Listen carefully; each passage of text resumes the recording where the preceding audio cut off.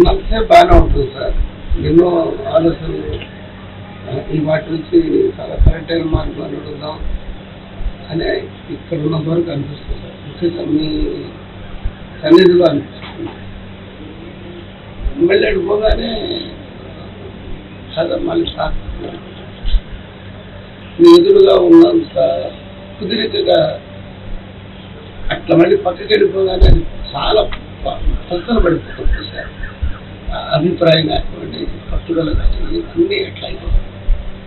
కూర్చున్నాను సేపు బోర్డు అంతా పట్టుదల ఉంటుంది. వెళ్ళిపోగానే మనసు గడ్డ కాబట్టి సాధ్యమైనంత వరకు ఫ్రీక్వెంట్గా షిరిడీకి రావటం, కూర్చోవటం చేస్తుంటే నెమ్మదిగా అలవాటు అవుతుంది. కొంచెం చపలత్వం తగ్గుతుంది. కొంచెం చపలత్వం తగ్గుతుంది అంటారు ఎవరికైనా. అదే ఎందుకు రావాలి, అది కూడా రాసుకుని సాయిభక్తి సాధనలో ఎందుకు షిరిడీకి రావాలి, కోసంగానే రావాలి. షిరిడీలో ఉన్నంతకాలం మనసు బాగుంటుంది. మళ్ళీ పోగానే మళ్ళీ చపలం అవుతుంది.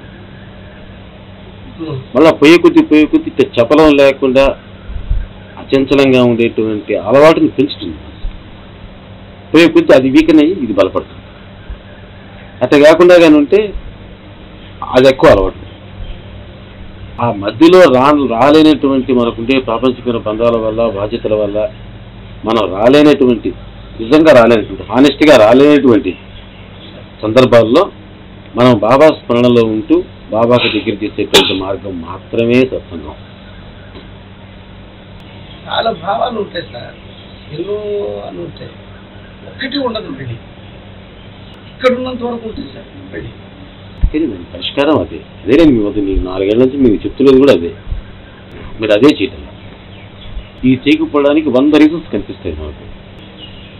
సాకులు తిక్కోవటం మొదలు పెట్టుకుందంటే మనసుకు మించిన ఇది లేదు. ఇంటి సాకులు తిక్కోవటం మొదలు పెడితే మాత్రం